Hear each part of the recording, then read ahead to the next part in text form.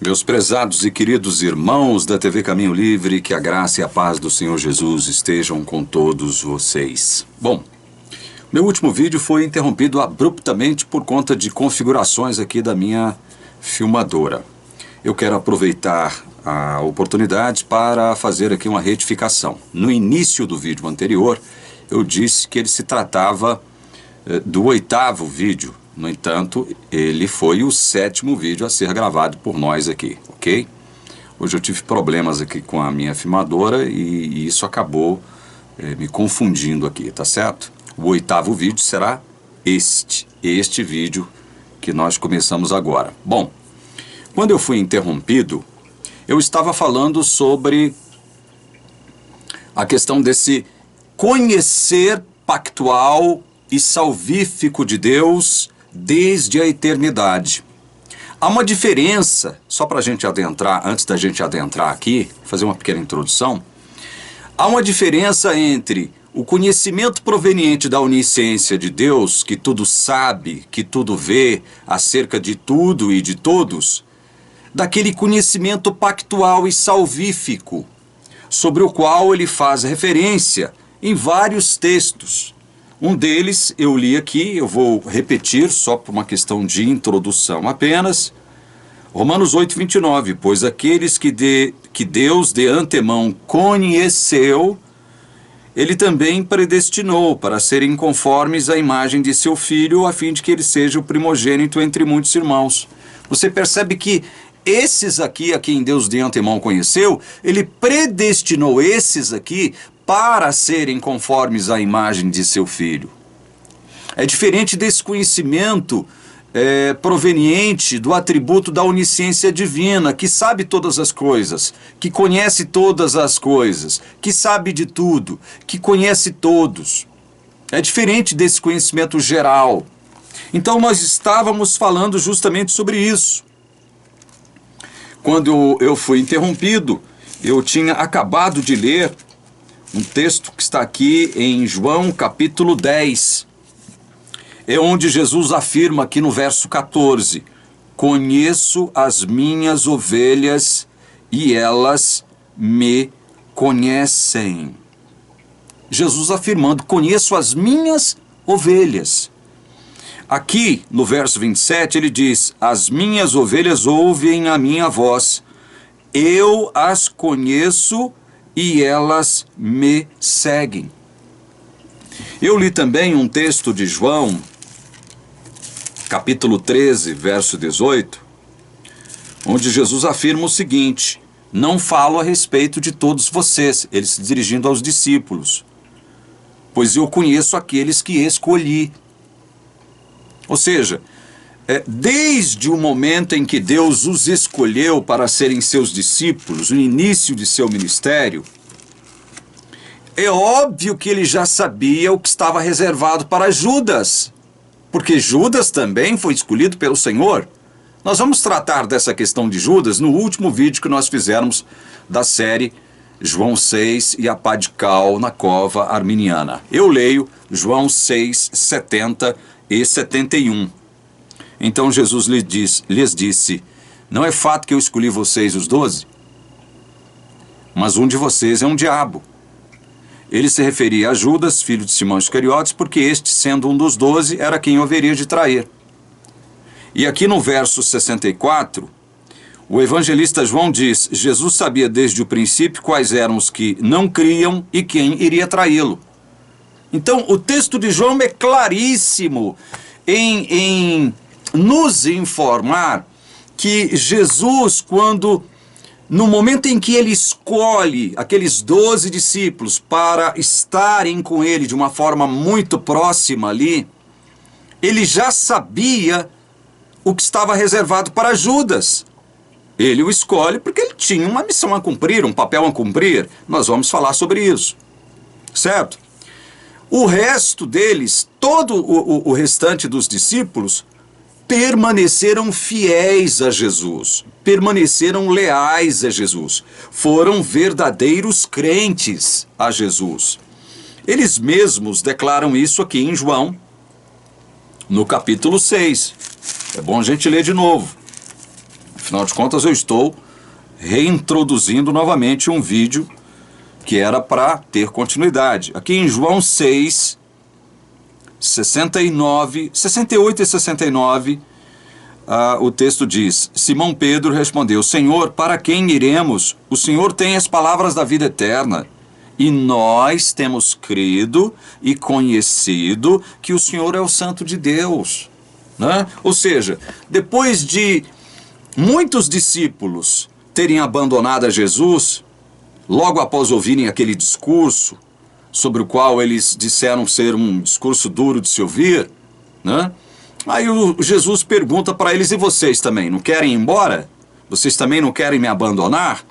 Aí que Pedro pergunta para ele: Senhor, para quem nós iremos? Tu tens as palavras de vida e nós temos crido e conhecido que o Senhor é o Santo de Deus.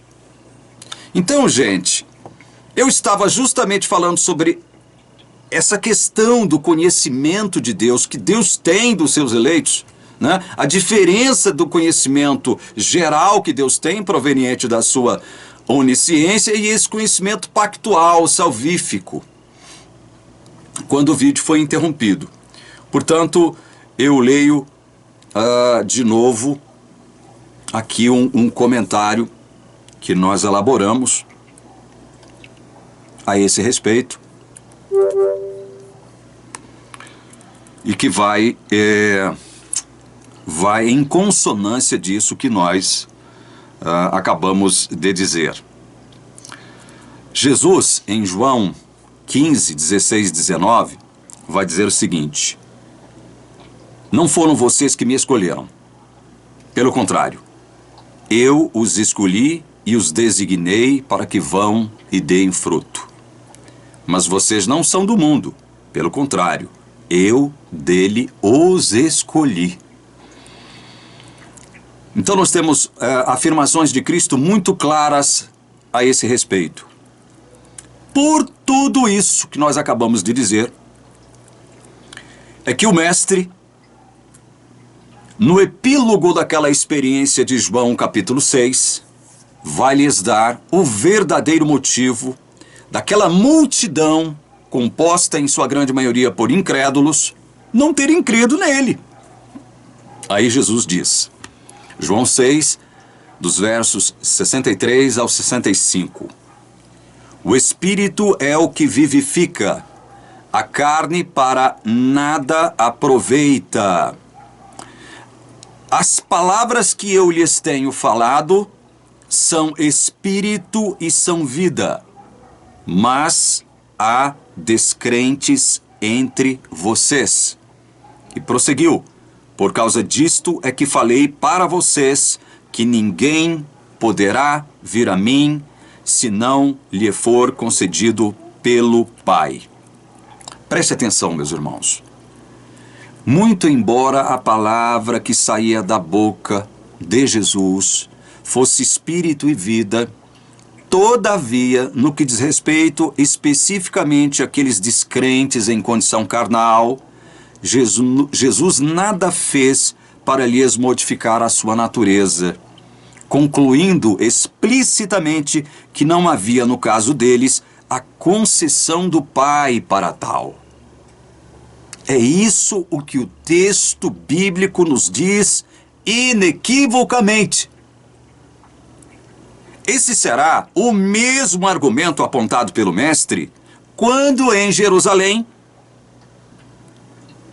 irá debater com os fariseus, conforme relato do capítulo 8 de João. Ele vai dizer no verso 46, quem é de Deus, ouve as palavras de Deus. Por isso vocês não me ouvem, porque não são de Deus.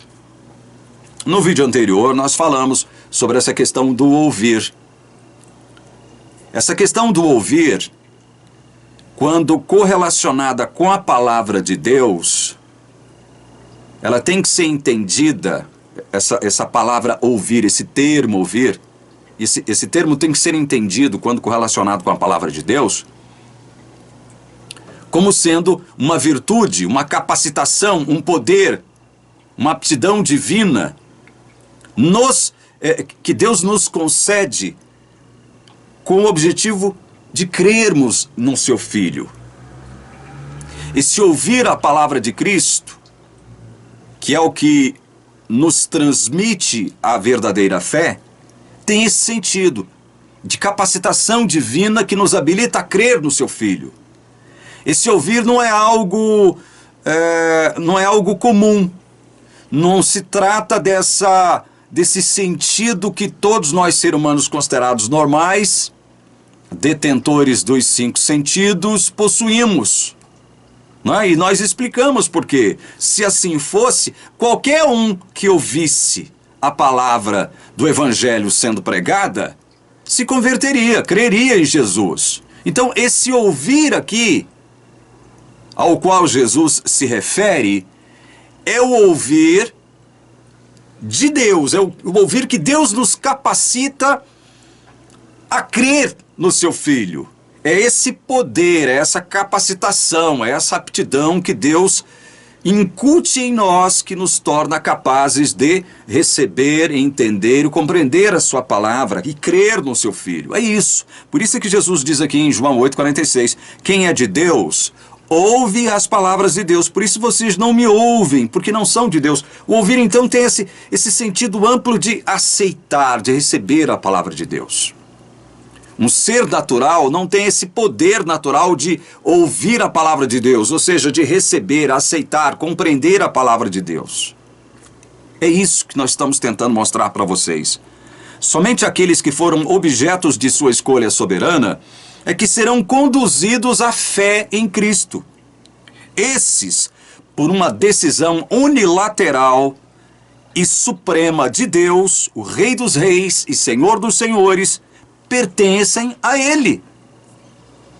E assim como Jó, não poderão ser tocados de maneira fatal pelo inimigo. Mas vocês não creem, porque não são das minhas ovelhas, disse Jesus em João 10:26 para um bando de fariseus. Sabe por que vocês não creem? Porque vocês não são das minhas ovelhas. Estão entendendo? Só se tornarão ovelhas de Cristo aquelas a quem o Pai destinar a Ele. É isso que o texto de João 6 nos diz, dentre muitos outros textos, não só no Evangelho de João, bem como aqui em todo o Novo Testamento. Vejam o que Jesus diz em João 10:16. Ainda tenho outras ovelhas, não deste aprisco. Preciso trazer também estas. Elas ouvirão a minha voz.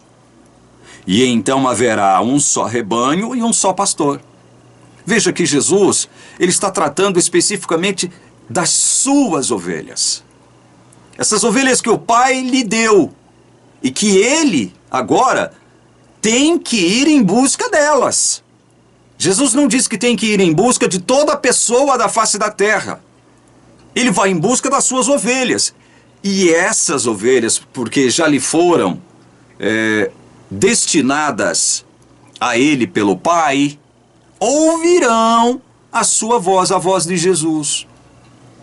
Então haverá um só rebanho e um só pastor. Quando o mestre realmente comandar que alguém creia nele, esse inevitavelmente crerá. Não porque foi forçado ou forçada a crer, ou creu de modo automático, mas porque foi objeto da ação poderosa do Espírito Santo de Deus. É Jesus que afirma, referindo-se às ovelhas, elas ouvirão a minha voz. Alguém mais além do Ezequiel duvidaria disso? É o que a palavra de Deus expressa de modo insofismável. E creram todos os que haviam sido destinados para a vida eterna. Atos 13:48. A lógica não é foram destinados para a vida eterna porque creram. E sim, creram porque foram destinados para a vida eterna. só creram porque foram destinados para a vida eterna.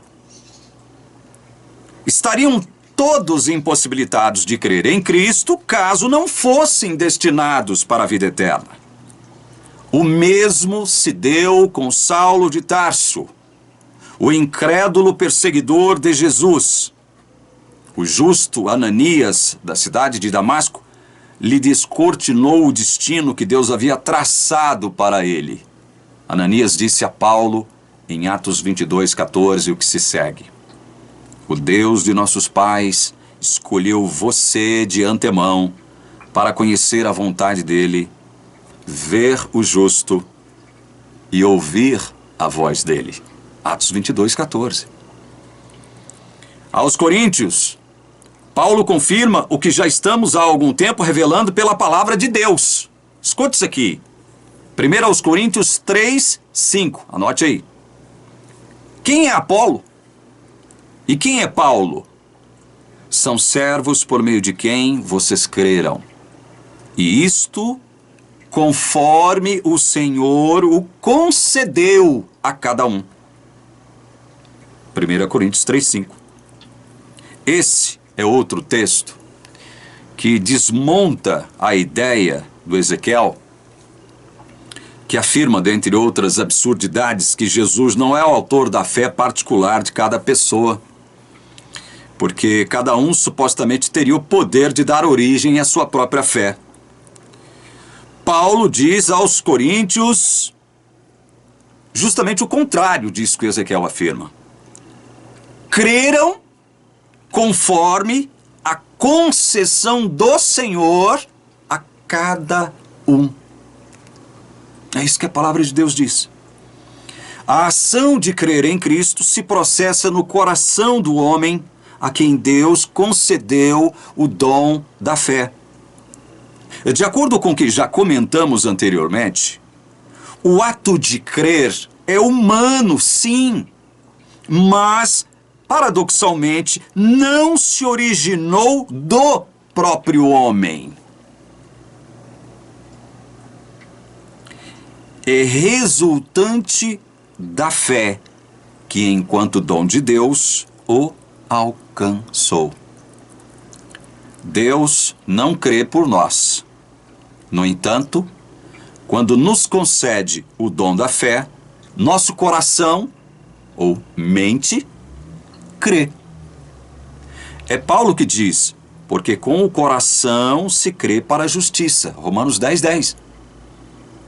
E ele mesmo declara: Apolo auxiliou muito aqueles que mediante a graça haviam crido. Atos 18:27. Apolo auxiliou um grupo de pessoas que mediante a graça de Deus haviam crido. Creram porque foram auxiliados anteriormente pela graça de Deus. Foram objetos da graça de Deus. Foram alvos da graça de Deus. Por isso, creram. Conforme a concessão de Deus. É isso que a palavra de Deus nos diz de forma insofismável.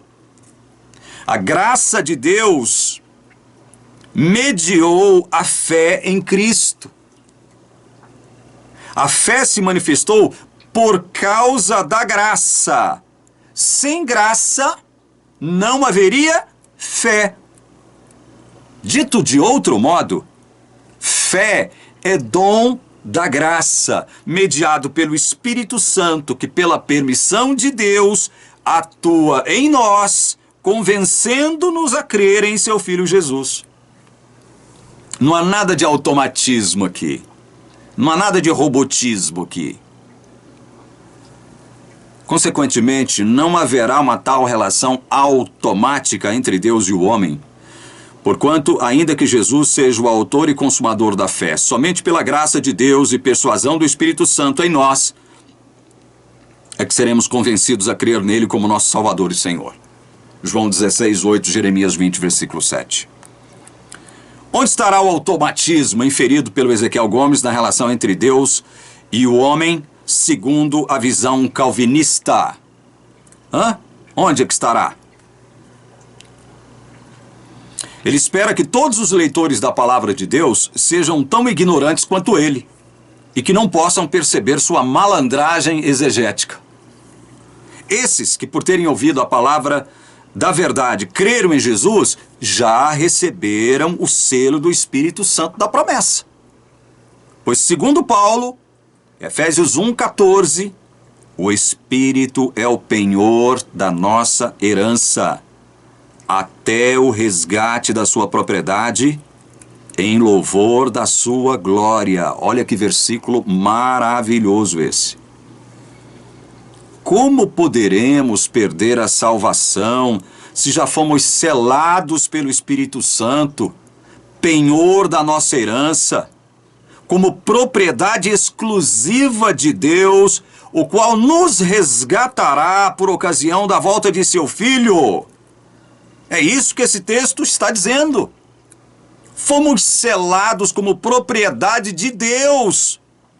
E a garantia de que seremos por Ele resgatados, por termos crido em seu Filho, é a presença do Espírito Santo em nossa vida para sempre. É o que o próprio Senhor promete em João 14:16. Eu leio: E eu pedirei ao Pai, e Ele lhes dará outro Consolador, a fim de que esteja com vocês para sempre. Para sempre.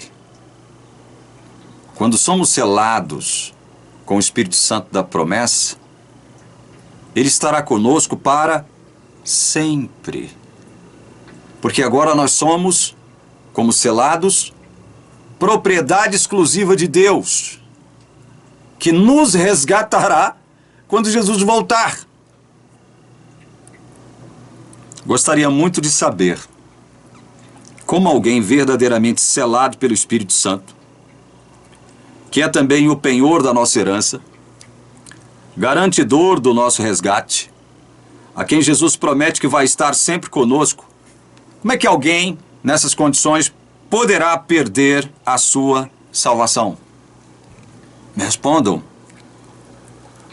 Só para os cabeças ocas do Ezequiel e sua gangue arminiana isso seria possível. Ele continua com seus devaneios. Portanto, concluímos que João 6,44, em seu contexto, não implica que o Pai atraiu apenas os eleitos predestinados a Jesus, mas atraiu a todos, convidou todos a crerem. Ai, meu Deus do céu, é impressionante a capacidade dele para não apenas inverter o sentido das palavras de Jesus, mas muito mais para pervertê-las. Se Jesus atraiu a todos, ô sua besta quadrada, por que nem todos vão a ele, seu imbecilóide? Me responda. Hein, seu imbecil? Seu idiota? Seu malandro exegético? Tanto no contexto de João 6, quanto no contexto de João 12, onde no verso 32, Jesus afirmou que "E eu, quando for levantado da terra, atrairei todos a mim." Houve descrentes que não creram nele, tanto em um contexto quanto em outro. Quando estava na cruz, nem todos foram atraídos pactualmente a ele. E muitos dentre aqueles que foram testemunhas oculares de sua crucificação também não creram nele. É óbvio que o termo todos, aqui de João 12:32, tem relação com os eleitos de Deus, conforme demonstrado por fartas evidências bíblicas. Convidar a todos teria o mesmo sentido de atrair, seu imbecilóide. Um convite não tem o mesmo significado semântico de uma atração.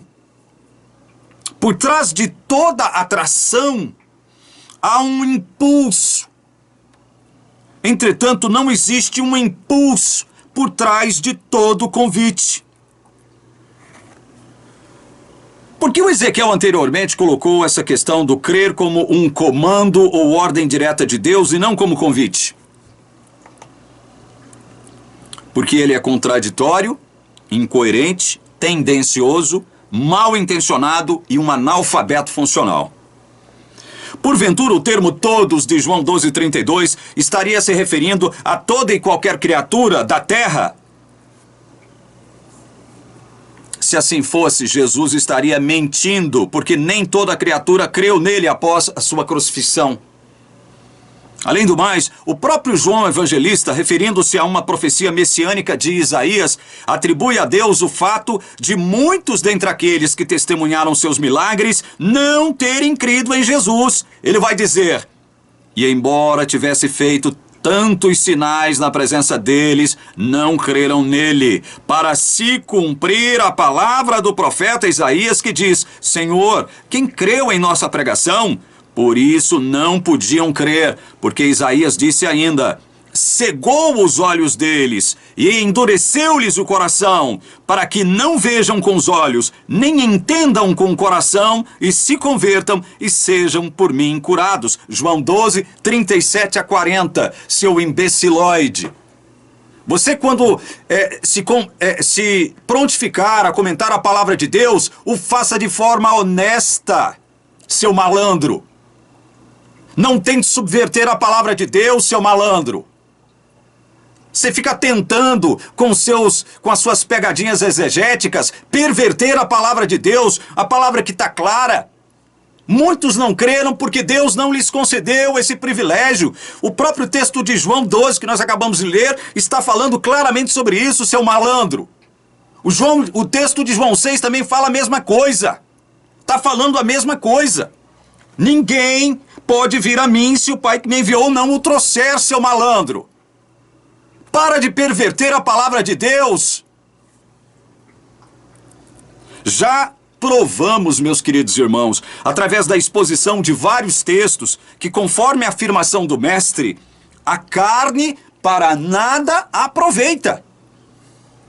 Dito isso, acrescentamos que nesse estado, de novo eu tenho que estar repetindo isso, nenhuma pessoa, por mais bem intencionada que seja, tem inerentemente em si a capacidade natural para crer em Jesus.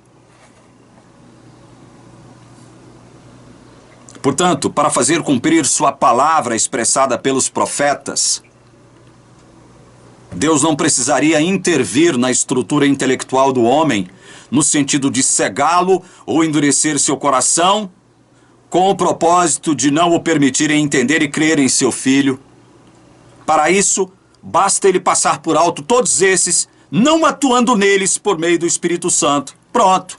Vão continuar cegados e endurecidos em relação a Deus. Porque esse é o estado de todos os que vêm a esse mundo na qualidade de carne. A carne para nada aproveita. Todos esses, desde a queda de Adão, estão em estado de trevas espirituais. Eles não possuem luz espiritual interior capaz de fazê-los crer em Cristo. Somente o Senhor que veio como luz para o mundo, João 12:46, terá o poder de projetá-la sobre aqueles a quem Ele quiser, João 5:21, a fim de que não permaneçam nas próprias trevas.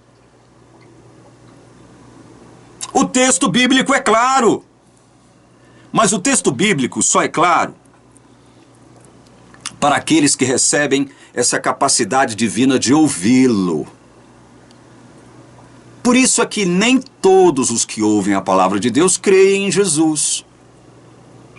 Deus tem que intervir nesse processo de ouvir, que é muito mais do que captar o som das palavras de Jesus ou de um pregador que esteja falando sobre o seu evangelho. O ouvir, como nós acabamos de mencionar, envolve intelecção, inteligência, percepção, assimilação, compreensão e recepção da palavra de Deus.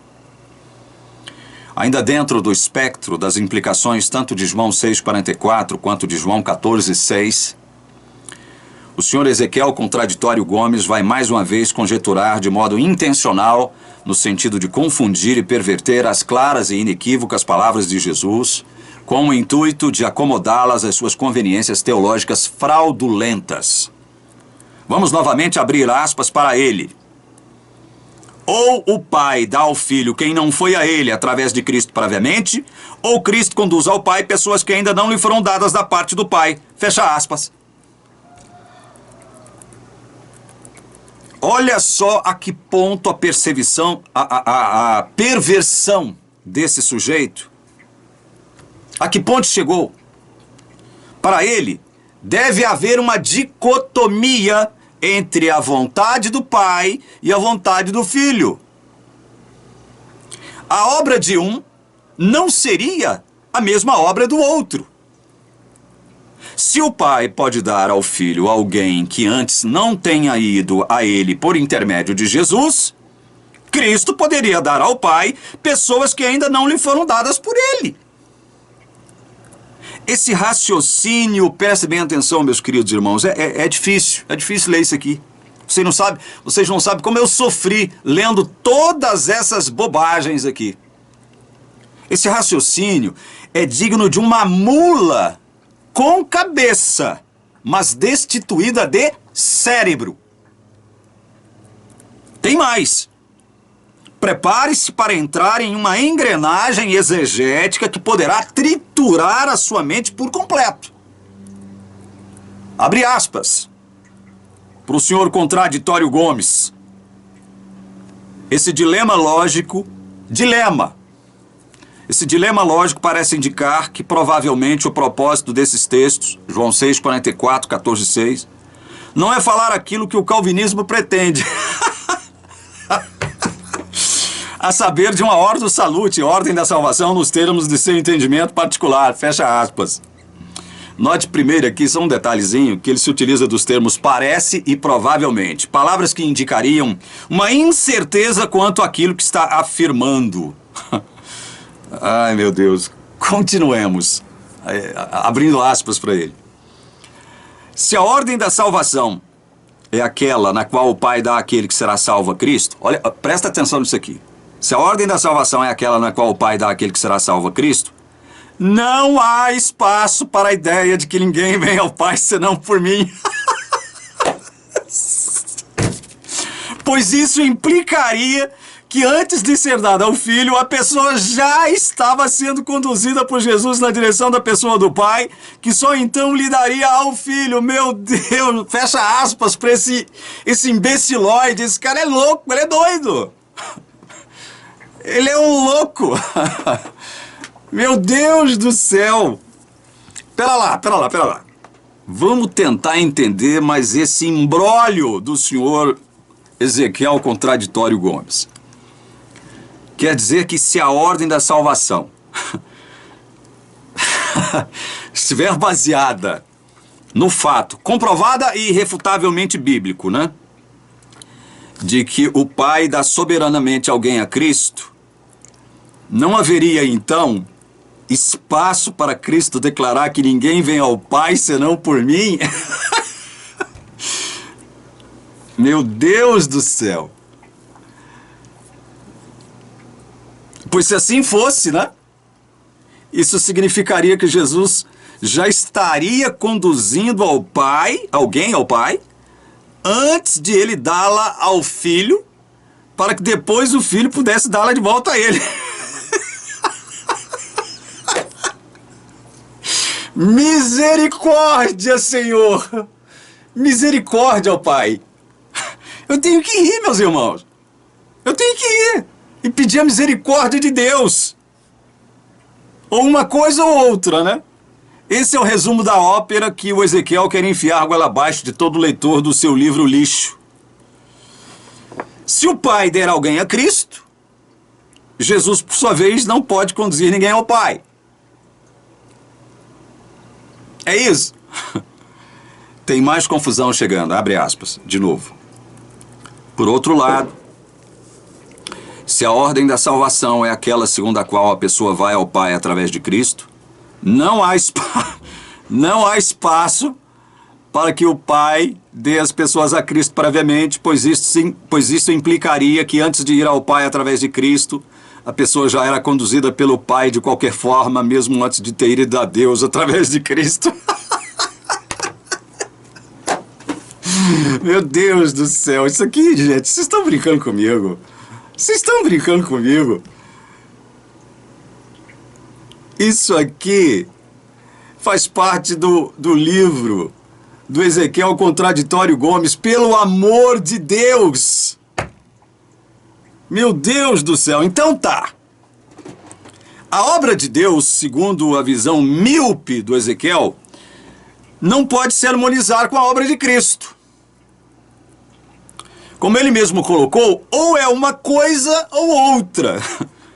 Ele vai concluir a sua ideia dizendo o que se segue. Abre aspas de novo para ele. Assim, sob a ótica estrita do monergismo, Deus não pode dar ninguém ao Filho se Jesus não tiver servido de meio para a pessoa chegar até o Pai em primeira instância. Mas, se a pessoa já está sendo conduzida por Cristo antes do Pai concedê-la ao Filho, a importância da imagem em 6,44 desvanece por completo. Meu Deus do céu! Jesus, misericórdia, Senhor! Ele quer combater um texto, um significado claro de um texto bíblico, com outro texto. Ele coloca em tensão, em conflito, textos de um mesmo autor. Mesmo se ele colocasse em conflito textos de autores diferentes, isso já seria um absurdo por completo. Mas não, ele coloca em tensão, em conflito, textos do próprio João. Ou você aceita o que está em João 6,44, ou você aceita o que está em João 14,6. Como se isso fosse coisas diferentes.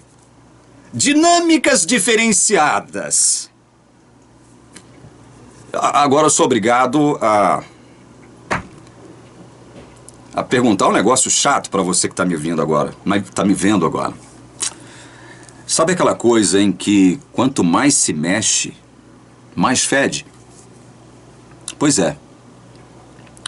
Ler o que o Ezequiel escreve sobre salvação, obra de Deus, obra de Cristo, graça, fé, obras, etc, etc, etc, se parece muito com aquilo que quanto mais a gente mexe, mais fede.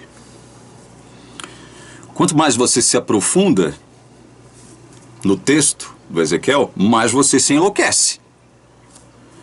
Então, o Pai estaria impedido de dar alguém unilateralmente a Cristo se antes Jesus não estiver conduzindo esse alguém ao Pai.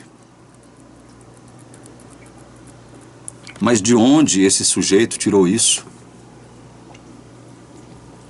Será que não há cérebro em seu crânio?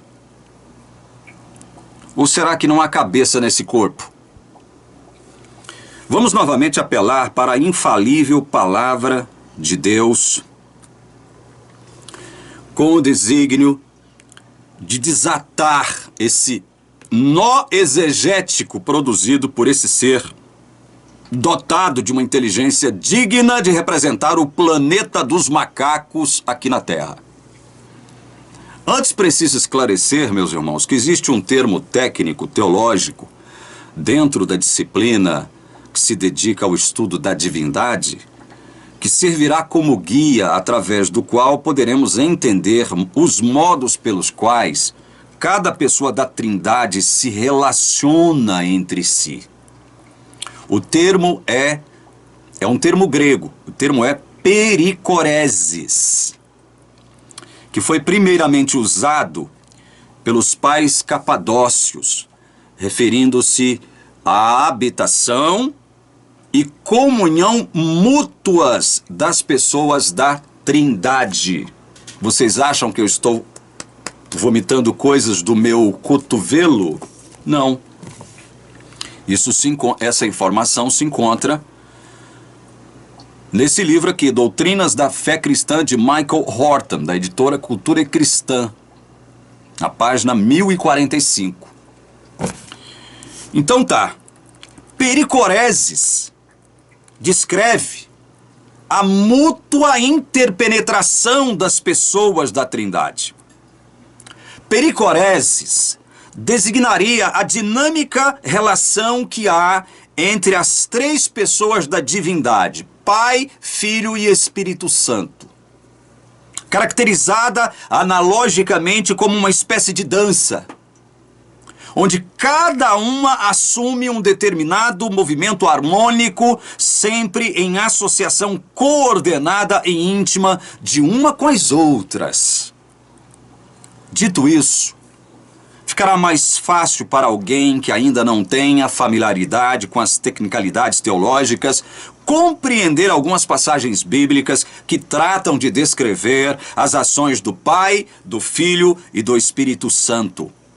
O que será útil no sentido de evitarmos cometer os mesmos erros absurdos e ao mesmo tempo infantis cometidos pelo senhor Ezequiel Contraditório Gomes e pelos arminianos de um modo geral. As obras do Pai,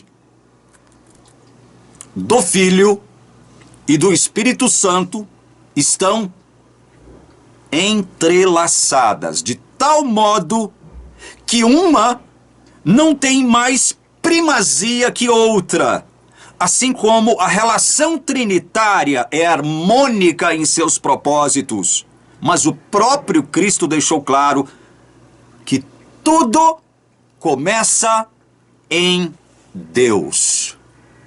Então Jesus lhes disse: em verdade lhes digo que o Filho nada pode fazer por si mesmo, senão aquilo que vê o Pai fazer. Porque tudo o que este fizer, o Filho também o faz. Espera aí que eu vou te dar todos esses textos aqui na palavra. Eu nada posso fazer por mim mesmo, porque eu desci do céu não para fazer a minha própria vontade, mas a vontade daquele que me enviou. Eu não vim porque eu de mim mesmo o quisesse. Eu vim de Deus e aqui estou, pois não vim de mim mesmo, mas Ele me enviou. Sabe onde estão todas essas afirmações? Essas afirmações que Jesus, enquanto Filho de Deus, Filho do homem e Filho de Deus, pronunciou, nos remetem para a ideia de que, enquanto homem que ele era, ele estava subordinado à vontade do Pai. Sabem em que versos, em que lugares da palavra esses textos estão? Pois anote. João 5, 19 e 30, João 6, 38, João 7, 28 e João 8, 42. Observem a fina sintonia que há entre Pai e Filho. A submissão deste a seu Pai. Não que ele fosse, enquanto ser divino que é, inferior em relação ao Pai, mas enquanto humano e na condição de Filho do homem, Jesus se submeteu completamente às ordens e vontade do Pai. A vontade de Jesus, meus queridos irmãos, é a mesma vontade de Deus, o Pai. Cristo não faz absolutamente nada que não esteja antes prevista e ordenada pelo Pai. A declaração do Mestre em João 7, 28, dando conta de que ele não veio à terra porque ele mesmo o quisesse, não significa, no entanto, que ele não queria vir salvar o homem, ou que ele tenha vindo de má vontade, mas significa antes que, enquanto filho, estava em estrita subserviência a seu Pai. É isso que significa.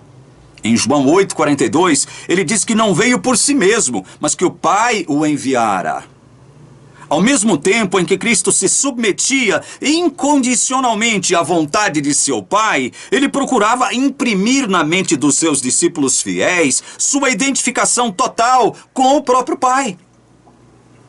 Jesus declarou dizendo: quem crê em mim, crê não em mim, mas naquele que me enviou. E quem vê a mim, vê aquele que me enviou. João 12, 44, 45. Até mesmo as palavras que ele pronunciou, meus queridos irmãos, não foram suas próprias palavras. Porque eu não falei por mim mesmo, mas o Pai que me enviou, esse me ordenou o que dizer e o que anunciar. Portanto, as coisas que eu digo, digo exatamente como o Pai me falou. Vejam só. Isso, entretanto, não quer dizer que Jesus era apenas um mero repetidor das palavras do Pai ou que ele não estivesse comprometido com aquilo que dizia por ordem dele. Significava isto sim que, mais uma vez, como filho obediente que é, estava totalmente submisso às ideias, pensamentos e planos do Pai. No capítulo 14 de João, percebemos claramente dois aspectos da legítima preocupação de Jesus quanto aos seus discípulos mais próximos. No primeiro aspecto, o mestre procura lidar com a sua estrutura emocional. Por isso ele vai dizer que o coração de vocês não fique angustiado. Vocês creem em Deus, creiam também em mim. João 14, 1. Naquela linguagem tradicional, não se turbe o vosso coração. Credes em Deus, crede também em mim. Diante da iminente partida de seu Senhor e Mestre, eles são tomados por uma forte sensação de desamparo.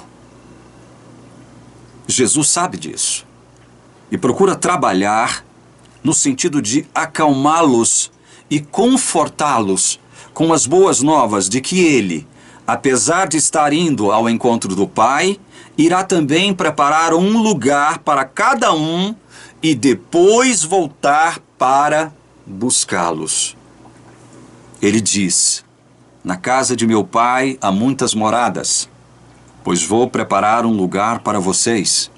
E quando eu for e preparar um lugar, voltarei e os receberei para mim mesmo, para que onde eu estou, vocês estejam também. João 14, 2 e 3. Esse trecho, meus queridos irmãos, transmite a ideia de que Jesus estava garantindo a salvação de cada um deles. É óbvio, com exceção de Judas. Note a força das promessas. Vou preparar um lugar para vocês. Voltarei e os receberei para mim mesmo, disse Jesus. Eu pedirei ao Pai e ele lhes dará outro consolador, a fim de que esteja com vocês para sempre. Não deixarei que fiquem órfãos. João 14, 2, 3 e 15. Jesus assume para si toda a responsabilidade de lhes assegurar sua salvação, prometendo-lhes coisas que ele jamais poderia prometer, caso a salvação estivesse condicionada à realização de obras em sinergia com o Pai. Vocês me verão, vocês viverão, disse Jesus em João 14, 19. Naquele dia vocês saberão que eu estou em meu Pai, que vocês estão em mim e que eu estou em vocês. João 14, 20. Cristo estava falando com um grupo de discípulos verdadeiramente convertidos, pois a respeito deles ele declarou: vocês estão em mim. Isso não seria dito para alguém que ainda não tivesse passado pelo novo nascimento, meus irmãos. Então, concernente à sua preocupação com seu estado emocional, é que o mestre procura confirmá-los na fé e consolá-los, inclusive prometendo-lhes também a vinda de outro Consolador que estaria para sempre com eles. Isso no verso 16. Outro aspecto da legítima preocupação do Senhor em relação aos seus discípulos amados era instruí-los simultaneamente quanto à sua identificação com a obra, caráter, natureza e essência divinas. Jesus primeiro lhes afirma algo com o qual Tomé ficará intrigado. Vocês conhecem o caminho para onde eu vou. Verso 4 de João 14. Tomé declara que eles não sabiam para onde o Senhor estava indo, e em seguida lhe pergunta: como podemos saber o caminho? Verso 5. Ao que Jesus lhe responde, no verso 6, eu sou o caminho, a verdade e a vida. Ninguém vem ao Pai senão por mim. Verso 7. Se vocês me conheceram, conhecerão também o meu Pai. E desde agora, vocês o conhecem e o têm visto. Para o Ezequiel Contraditório Gomes, há uma tensão entre os textos de João 6,44 e João 14,6. Pois, de acordo com ele, não se poderia aceitar o que ambos simultaneamente afirmam. Ou você deveria aceitar o fato de que ninguém pode ir a Cristo antes se o Pai não o levar, e desconsidera 14,6, ou você aceita o fato de que Jesus conduz ao Pai todos aqueles que por meio dele quiserem ir a ele, sem levar em consideração as implicações de João 6,44. Segundo as tortuosas ideias e deduções do Sr. Gomes, não há como ficar com as duas verdades expressadas por esses dois textos, pois assumir suas respectivas implicações significaria supostamente aceitar uma cisão entre a vontade e ação do Pai e a vontade e ação do Filho. Ao que parece, não foram somente os discípulos que não compreenderam a verdadeira natureza do relacionamento entre o Pai e o Filho, assim como as atribuições de cada uma das pessoas da divindade. Ninguém vem ao Pai senão por mim, disse Jesus. Como observado anteriormente, o interessante é que ele não disse ninguém vai ao Pai, e sim ninguém vem ao Pai. Isso parece não ter importância, mas se considerarmos todos os demais textos mencionados neste trabalho, bem como o que Cristo declara a respeito de si mesmo e sua missão, no próprio capítulo 14, veremos que esse não é um simples detalhe gramatical. Porque o mestre, ao invés de dizer ninguém vai, disse ninguém vem ao Pai, senão por mim. Ora, se observarmos com atenção a sequência da narrativa, veremos que Jesus se identifica como que possuindo o mesmo caráter do Pai.